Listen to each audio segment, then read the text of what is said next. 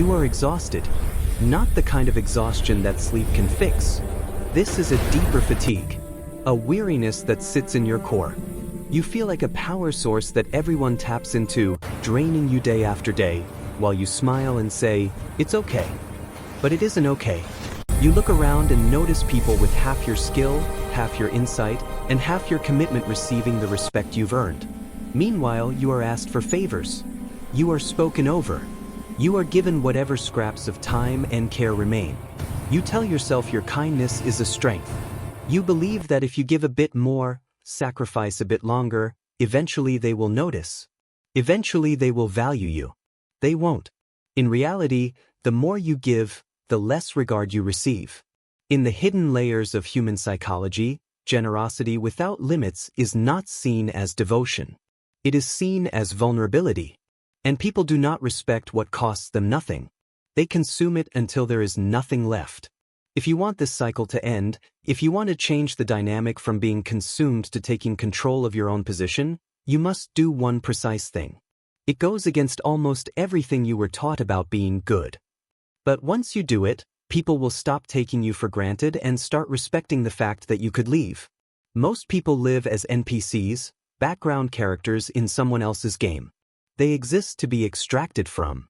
You have been behaving like a resource. You were trained to believe that your usefulness equals your worth. That if you are helpful, you are secure. This belief is the chain that keeps you trapped. By the end of this video, we are going to dismantle that belief. We are going to carefully remove the nice person conditioning that makes you an easy target for narcissists, manipulators, and emotional leeches. I am not going to tell you to simply be confident. I am not going to tell you to love yourself. Those phrases are hollow. We are going to examine how power actually works. We will explore the idea of the monster in the garden. We will examine why being harmless is not a virtue. And I will give you the psychological tools to become mentally untouchable. Understand this now. The process will be uncomfortable. It requires the end of who you are right now. The version of you who apologizes for existing. The version who agrees while every instinct says no. That version must disappear so something stronger can emerge. This is not about becoming cruel. It is not about turning into a villain. It is about mastering a psychological switch that forces others to reassess your value immediately. Most people never reach this point. They grow old resentful, wondering why the world took so much and gave so little. You are here, which means we begin. Let's start with the biology. In nature, one predator rarely attacks another predator unless survival demands it. A lion does not hunt a wolf for entertainment. The risk is too great. The cost is too high. Predators target the defenseless, the slow, the unprotected. When you present yourself as harmless, always agreeable, always available, always pleasant, never offended, you are signaling that you are safe to take advantage of. You believe you are signaling virtue. You believe you are saying, "I am a good person. I don't create problems." But the primitive brain of those around you, even those who care about you, receives a different message. It hears, "No consequences." And where there are no consequences, respect does not exist. Consider the people you respect most. Do you respect them because they obey every request? Do you respect them because they are incapable of causing harm? You respect them because they possess power. They have boundaries. And you know instinctively that crossing those boundaries will trigger a response. Jordan Peterson has touched on this idea, but let's push it further. A harmless man is not a good man. A harmless man is not a moral man. A harmless man is simply prey. Like a rabbit. And a rabbit cannot be virtuous, because it has no alternative. It must be gentle because it cannot be anything else. Real virtue comes from choice. From having the ability to destroy, the ability to walk away, the ability to say what ends the relationship, and choosing restraint instead. That is controlled power. That is what earns respect. Right now, you are being exploited because you have shown that you lack teeth. You have demonstrated that regardless of what others do, cancel on you, interrupt you, underpay you, betray you, you will stay. You will justify it. You will forgive it. You will try to understand them. Stop understanding. Start observing. They are not confused. They are not unaware. They are testing your limits. And every time they push and nothing pushes back, they learn they own the ground. You have trained them to believe you are inexpensive territory. This is the first truth you must accept. You are not suffering because of their behavior. You are suffering because you have no boundaries. You gave them the tool they are using against you. Why did you do this? Because you are afraid. Afraid that if you show strength, if you reveal your darker side, they will leave. Deep down, you believe you are not enough without being useful. You believe that if you stop producing, you stop existing. This is the trauma bond you have with the world. You are purchasing affection with obedience. And it is a deal where you lose every time. The first step to ending the exploitation is to stop being harmless. It is to integrate the monster. We will discuss how. But first, you need to see the trap clearly. You are running a scheme. You don't realize it. You think you are being selfless. But psychologically, you are operating under a hidden agreement with everyone in your life. The agreement says, I will suppress my needs. I will never express anger. I will do everything asked of me. I will be the ideal worker, partner, friend. And in exchange, you will love me, protect me, and never abandon me. There is one problem. You never shared this agreement. You signed it privately and now you are furious that others are not honoring it. You are angry that they don't sense your needs. You resent that they don't sacrifice for you. But there was never a reason for them to do so. You removed all cost. This is the shadow side of the nice identity. It is not harmless. It is manipulative. It is an attempt to avoid rejection by becoming essential. If I am useful enough, I can't be discarded. It is the logic of the servant trying to escape punishment. But the servant remains a servant. When you live by a hidden contract, you are not giving freely. You are lending with expectation. And when repayment doesn't come in the form of validation, resentment builds. That resentment leaks out. It appears as passive-aggressive remarks. It shows up as a long sigh. When you wash the dishes, it appears as silence. People sense it. They sense the resentment, and it pushes them away. Instead of correcting their behavior, it makes them more willing to take advantage of you because their respect drops. You become the martyr. And martyrs are not respected until they are gone. You have to tear up the contract. You must stop exchanging obedience for love, because what you receive in return is not love. It is approval. And approval works like a drug. It fades quickly and leaves you craving another dose. Real respect, the kind that prevents people from using you, only appears when you act without expecting repayment, or more importantly, when you act in your own interest. There is an idea in economics called opportunity cost. Every yes you give requires a no somewhere else. When you agree to help a friend move while you are exhausted, you say no to your own recovery. When you accept unpaid overtime, you say no to your dignity. You are trading your life for almost nothing. And anything that is always available has no market value. Air is essential, yet it is free. Gold has little practical use, yet people fight over it because it is rare. You are behaving like air. You need to become gold. How does that happen? Through scarcity. Humans value what they might lose. Fear of loss is a stronger motivator than the desire for gain. Right now, no one fears losing you because you are always present. You are like a lamp in the corner, noticed only when needed. If the light flickered, attention would return. If it went out, the room would feel different. You need to learn withdrawal. This is not about manipulation or disappearing to punish others. It is about protecting your energy. When you feel exploited, your reflex is to give more, to explain yourself, to seek reassurance. Don't you see how much I do? So, be quiet. Pull back. Remove your attention. The moment you do, the balance changes. The other person feels the absence. They lean forward. Is something wrong? Are you upset? They are not asking out of concern. They are checking whether the supply has stopped. They want to know if the machine still works. At that moment you choose. You can apologize and reconnect, or you can remain silent. You can say, I'm focusing on some things right now. Ambiguity has strength. Total transparency does not. When people know everything about you, they know where to apply pressure. When you are uncertain, They act more carefully. You must get comfortable with distance. Most people panic in that space and fill it with messages, apologies, and nervous behavior. Those who can sit with the silence stand apart. When you stop initiating, you see who values you and who only values what you provide. Some calls will stop. That is fine. Let them go. You keep draining relationships because you fear being alone. But solitude is preferable to servitude. Alone you can build. Enslaved you can only comply. Scarcity raises value. When you limit access to yourself, your yes gains weight. If you decline most requests, the few you accept matter. They become meaningful. People start thinking, he chose me. Before, you wanted recognition. Now your presence gives it. The dynamic reverses. You are directing it. Now we move into the Jungian shadow. Carl Jung said he would rather be whole than good. Wholeness requires accepting your capacity to be harmful. You must be capable of being dangerous. This is the core lesson. To stop being used, you must be willing to walk away even if it costs you. People take advantage because they know you are attached to the job, the relationship, the calm.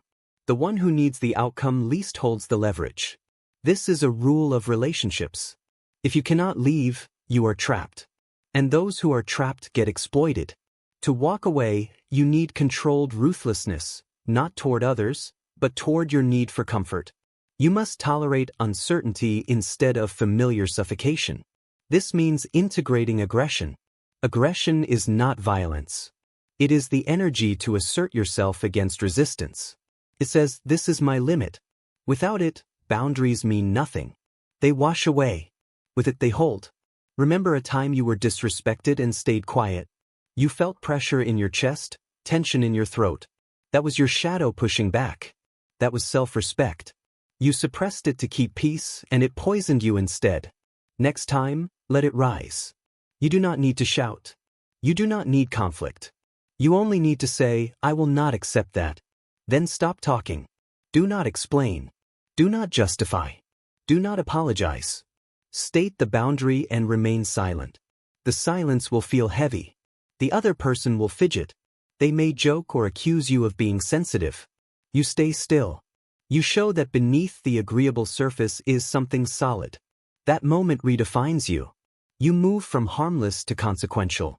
You have avoided this because you depend on external approval. You need others to confirm that you are okay. When they are upset, you unravel. That is why you chase harmony. You are trying to regulate your anxiety by fixing theirs. You must develop emotional independence. Their emotions are theirs to manage, not yours. Picture yourself as neutral and unresponsive. When someone tries to provoke guilt or obligation, you offer nothing. No reaction. No argument. I can't do that. But you always do. I understand how you feel. The answer is no. Flat tone. No engagement. You are stating reality, not debating it. Gravity does not argue. It simply acts. When you stop justifying, defending, or explaining, manipulators lose control. They need reaction. Without it, they are left with themselves. Emotional independence lets you observe instead of absorb.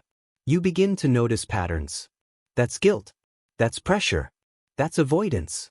It becomes something you watch, not something you suffer through. And once you see the game, you can leave it. With people who use you, not playing is the only win. Now you must redefine value. You have mistaken availability for worth. Abundance leads to waste. Rarity creates importance. Shift from being a helper to being a builder. Helpers are consumed. Builders are paid. Helpers seek thanks. Builders set terms. What are you building? Your body? Your skills? Your future? Or are you carrying materials for someone else's structure?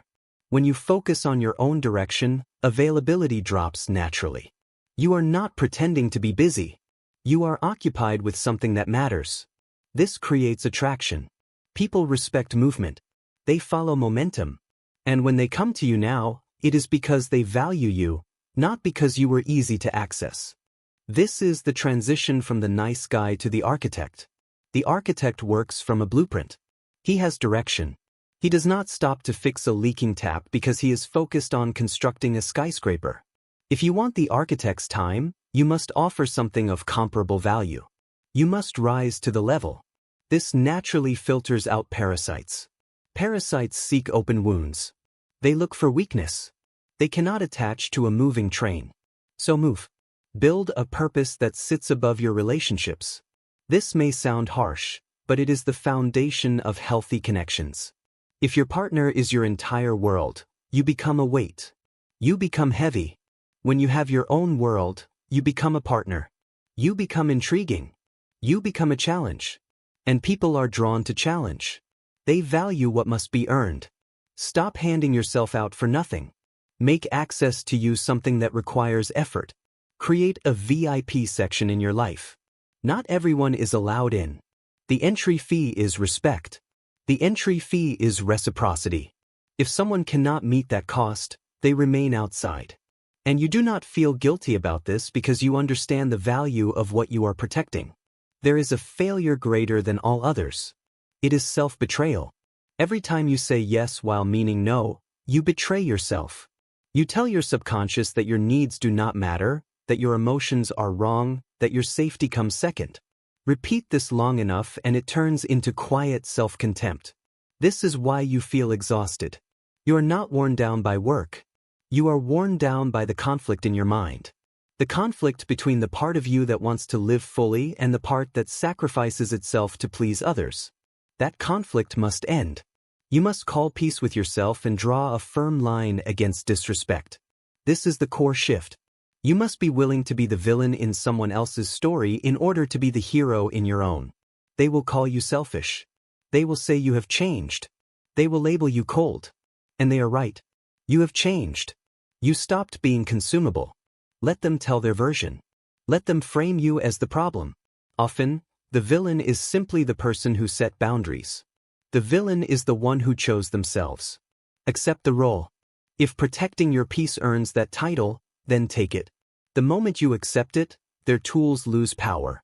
Guilt only works if you believe you should feel guilty. Shame only works if you agree you deserve it. When you calmly say, maybe I am selfish, there is nothing left for them to use. You have neutralized the attack by removing resistance. This is Machiavellian indifference. It is real freedom. The freedom to be disliked. The freedom to be misunderstood. Because trying to be liked by everyone always ends with you despising yourself. And that cost is no longer acceptable. Now imagine yourself 6 months from today. This version of you enters a room without searching for approval. This version speaks clearly, slowly, and without apology. When faced with an unreasonable request, this version declines calmly and feels no guilt. This version naturally attracts respect. People are drawn to them because strength creates safety. Everyone knows where they stand. This version is not exploited. This version is consulted. This version is not depleted. This version is energized. This outcome is available to you. But it requires a trade. You must give up the comfort of the cage. You must abandon the belief that being endlessly kind will make the world kind in return. The world is not kind. It is neutral. It responds to leverage. It responds to strength. It responds to self-respect. You teach people how to treat you not through explanations, but through action. Through what you tolerate. Through what you walk away from. Through the silence you maintain. This is the language the unconscious understands. Once you speak it, everything shifts. One day you will look back at the version of you who begged for scraps of attention and barely recognized them. That version will feel like someone who faded so you could grow. Be firm with that past self. Be compassionate, but decisive. That version kept you small. And the world does not need you small. It needs you capable. It needs you grounded. It needs you sovereign. If this resonated, understand this is only what can be shared openly. There are discussions that cannot exist publicly. Certain aspects of applied psychology cannot survive the platform without restriction. The most effective material is always suppressed. Advanced manipulation awareness, defenses against predatory personalities, and the deeper work of integrating the shadow exist elsewhere. Those who want more will find it beyond the join button. If you are still listening, you are not here for entertainment. You are here for tools. Subscribe if you have not. And if you want access to what cannot be shown publicly, step into the architect level. That is where the uncensored material lives. Most people will never go there. They prefer what is safe and shallow. That is the point. The deeper water is not for everyone. See you inside.